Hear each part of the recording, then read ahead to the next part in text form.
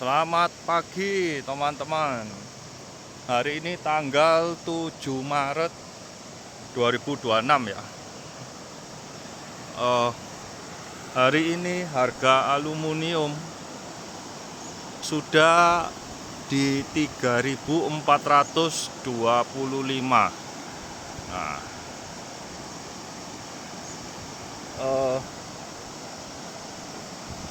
ada hal yang menarik, sangat-sangat menarik tentang industri di aluminium ini ya.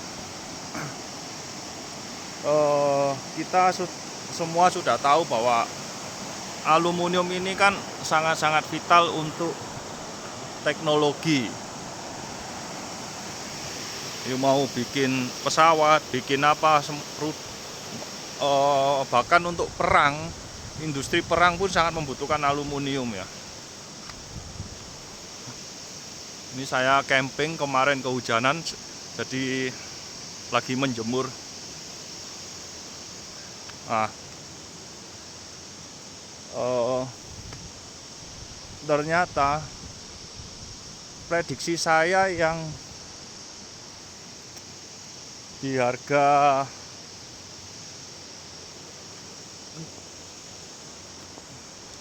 $3.500 itu datangnya sangat cepat karena sebabnya adalah terjadi perang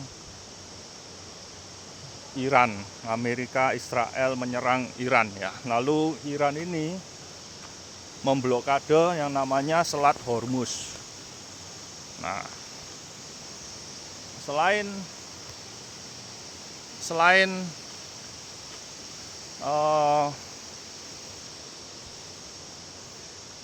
jalur oil and gas, ternyata di sana itu juga terdapat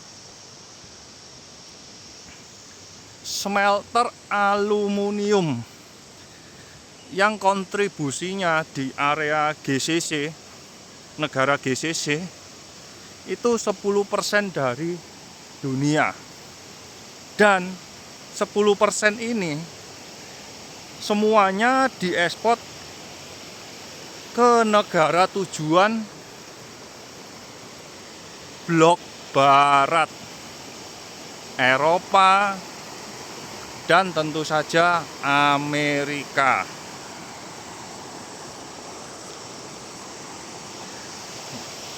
Ngeri ya.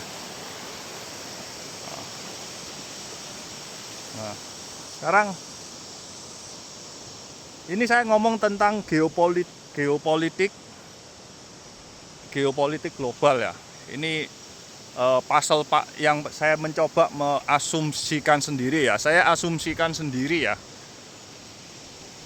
bahwa ini sudah sesuai dengan plan dari China dan Rusia.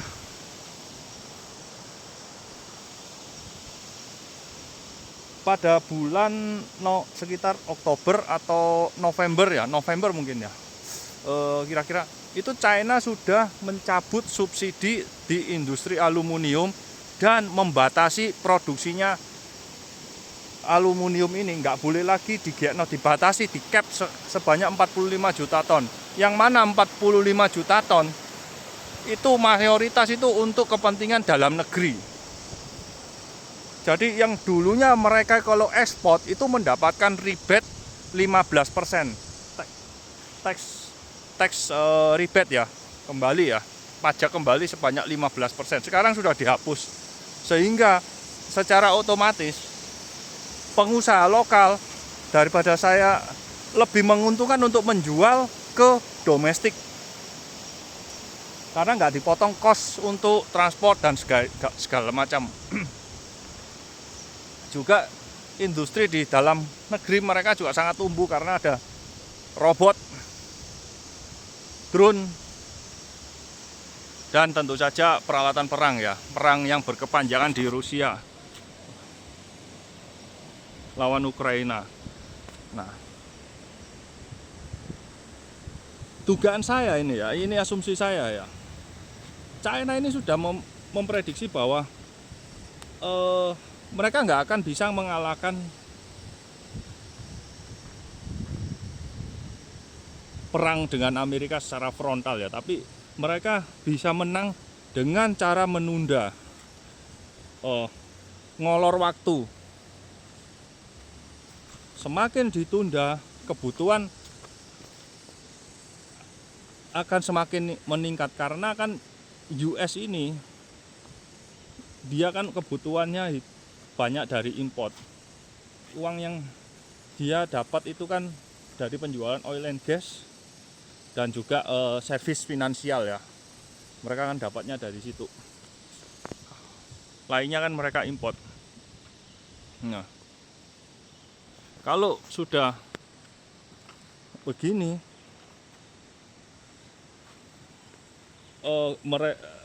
mereka kehilangan pasokan aluminium yang 10% itu karena di blokade itu ya.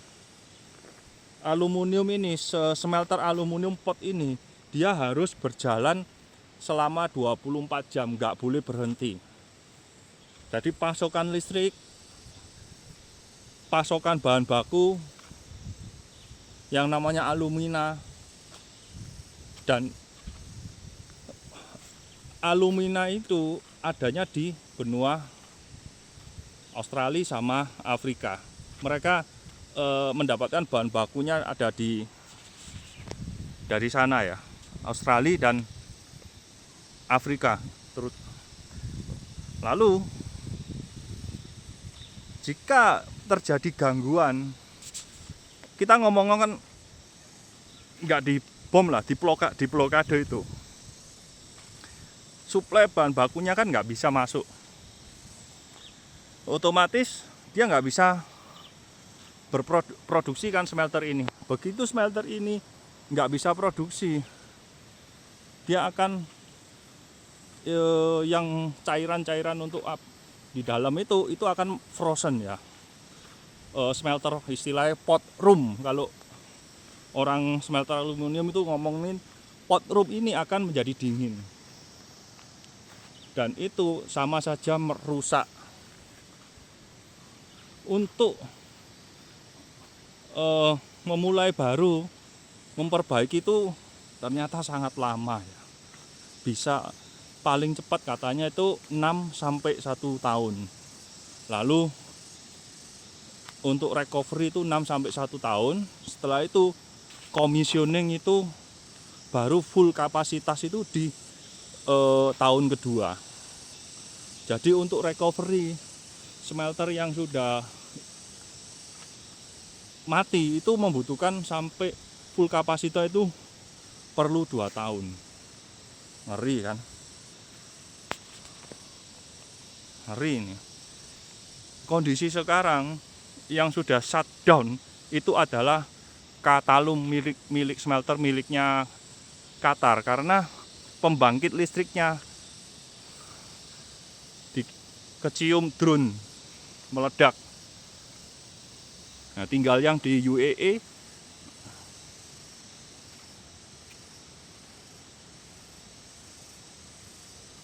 kalau Arab Saudi, UAE ini yang terbesar ya, 1,6 juta kalau nggak salah. Nah, cuma dia bagaimana bahan bakunya? Menarik ini.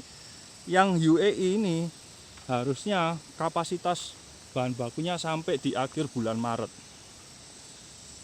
Jika perang ini berlanjut di bulan Maret dan sampai April, smelter yang di UAE itu seharusnya loh ya, itu akan shutdown.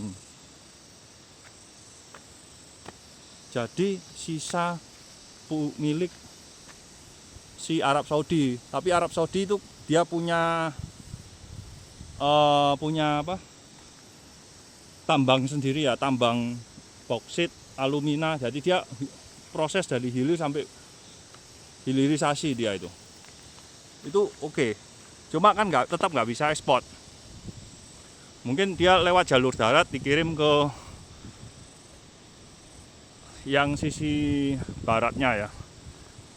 Ya itu juga cost produksinya ya jadi bertambah, biaya transportasinya, dan juga untuk biaya truknya itu kan juga banyak sekali ya. Menarik kan. Yang bisa berjalan adalah milik Oman karena di luar Strait Hormuz. Cuma yang milik Oman ini kan kecil, mungkin sekitar 300 atau 400 ribuan per ton. Jadi nggak terlalu Oman, Qatar, UAE, Saudi Arabia ya. Ada satu lagi apa enggak ya, saya agak lupa ya. Jadi ya mesti saya lihat catatan ya, kok ingat saya kok kurang satu ya, negara GCC itu Katalun, lupa saya, nanti saya taruh di deskripsi ya kalau ada yang kelupaan. Nah, apa yang terjadi? Karena kan tujuan ekspor mereka kan di blok barat ya. Jika ini terjadi gangguan pasokan aluminium, ya tentu saja industri-industri di barat itu kolaps ya. Mulai dari automobil, industri auto itu sangat heavily need, sangat-sangat membutuhkan aluminium primer ya. Maksudnya aluminium primer ini adalah aluminium yang murni, yang bukan dari daur ulang. Kalau aluminium yang dari daur ulang itu peruntukannya itu untuk kaleng, untuk konstruksi. Kali untuk teknologi itu nggak bisa, karena rawan tercampur, ada campuran logam lain. Nah.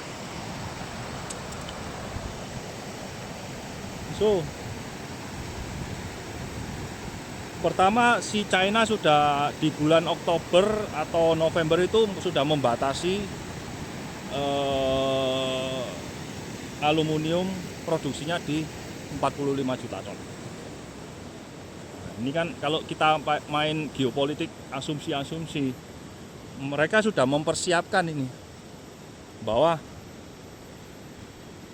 di masa depan ya di aluminium ini yang juga salah satu yang sudah ditarget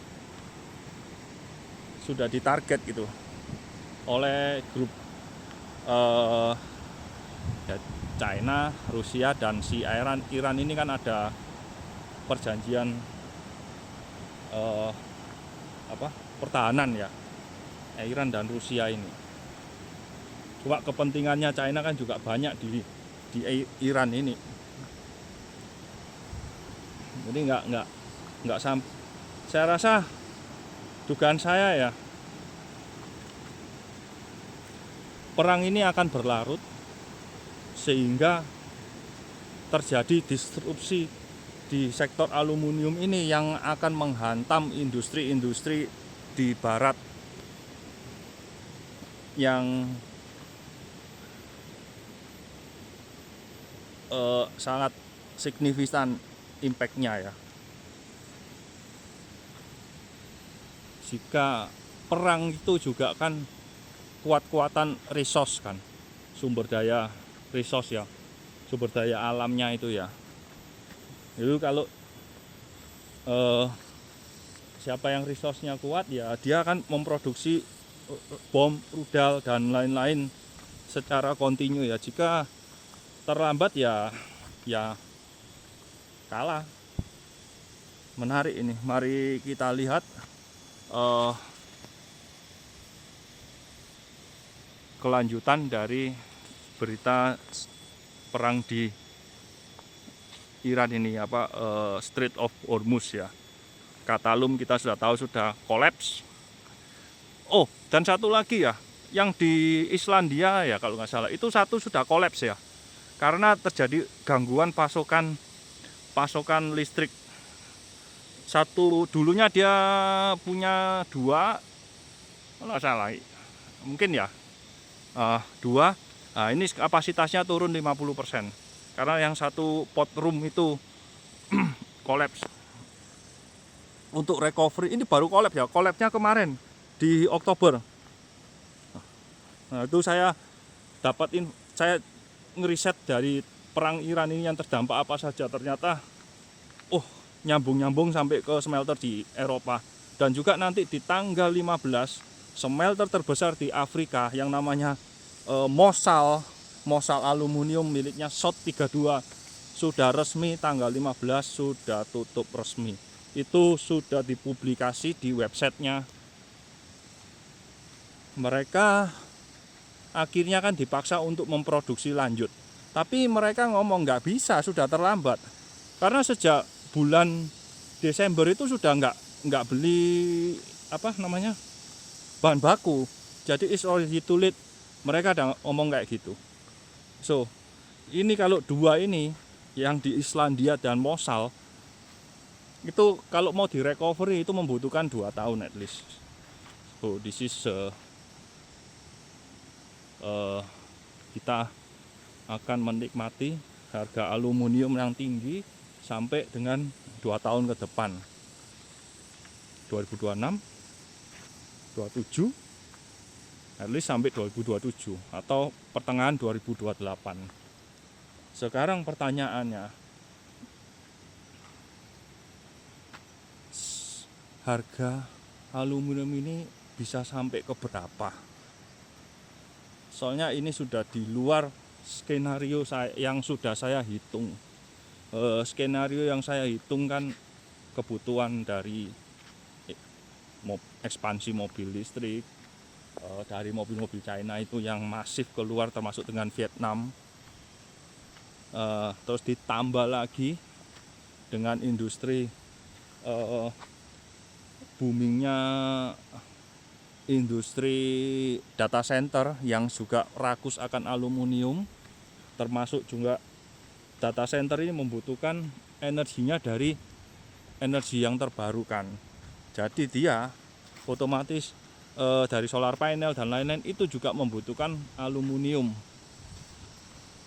Nah, dari sini saja kita sudah defisit, supply-nya nggak nutut. Sekarang ketambahan dengan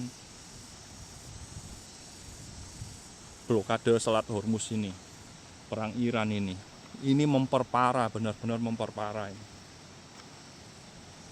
Saya nggak menyangka bahwa di Maret ini sudah tembus hampir 3.500 ya. Ini sudah di luar perkiraan saya ini. Oh ya, dan juga ini ya, karena kan yang di hilirnya,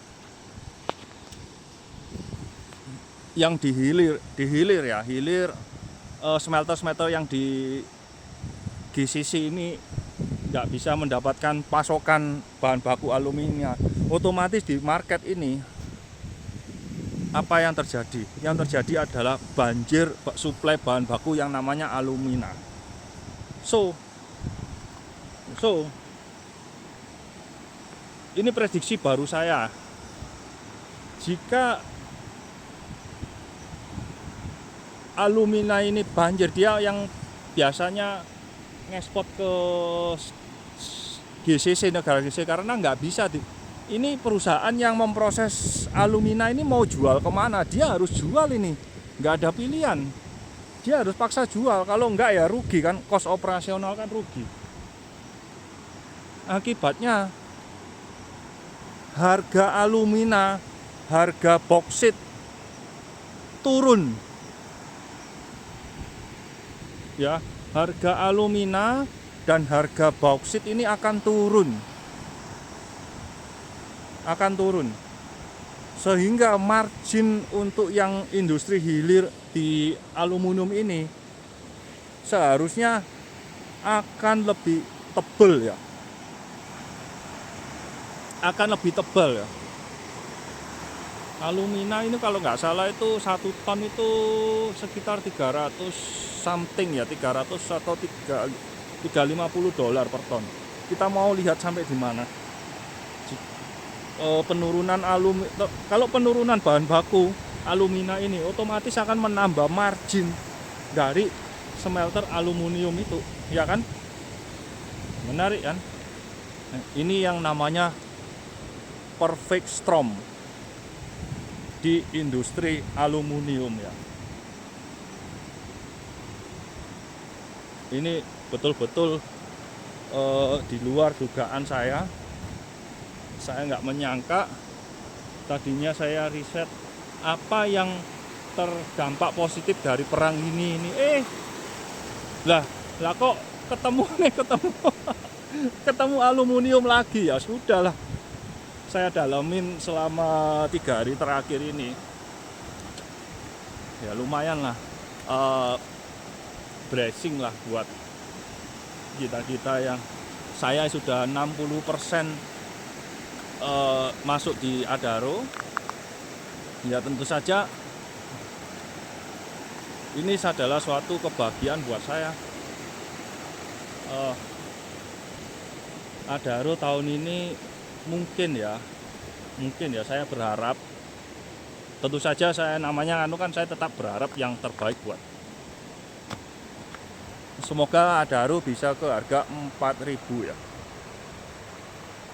Di harga 4.000. Karena kalau ini perang berkelanjutan dan dampak, pokoknya sampai itu smelter yang di smelternya tumbang itu sudah off, smelternya off, perangnya selesai, ya tetap masih terdampak. Kuncinya kan di situ.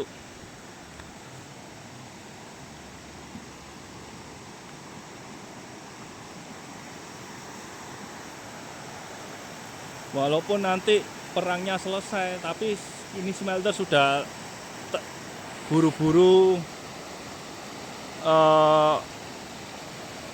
mati, collapse of produksi. Untuk recovery yang membutuhkan waktu 2 tahun. Sangat-sangat nggak mudah.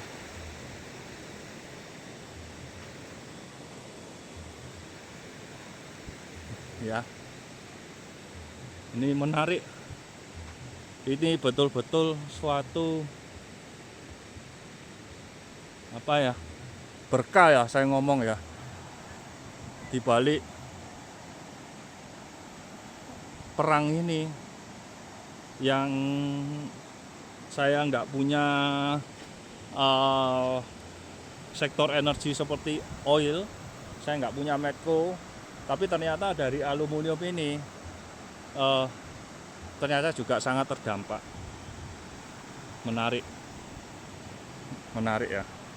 Baiklah, sekian catatan investasi saya di sektor logam yang namanya aluminium ini. Mari kita lihat apakah tesis investasi di aluminium ini aluminium ini bisa ke harga 4.000. Sekarang semuanya menjadi masuk akal karena perang ini. 4.000 atau bahkan bisa lebih. Kita akan melihat bagaimana ini. Nggak tahu lagi nih kalau harga sudah 4.000. Ini sudah terbukti 3.500 ini. Yang dulu di awal Januari itu harga masih di bawah 3.000 kan. Ya kan? Awal Januari waktu saya bikin video 3 Januari kalau nggak salah itu ya. Judulnya aluminium harga 3.500. Itu adalah sesuatu yang sepertinya mustahil ya. Jadi you won't believe it until you see it. But if you see it, it's already too late. Ingat kata-kata ini. Ingat wejangan ini. Ya.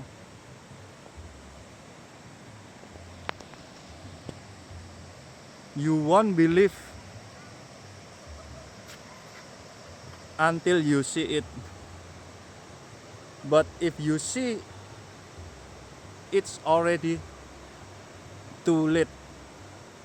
Oke, teman-teman, salam cuan.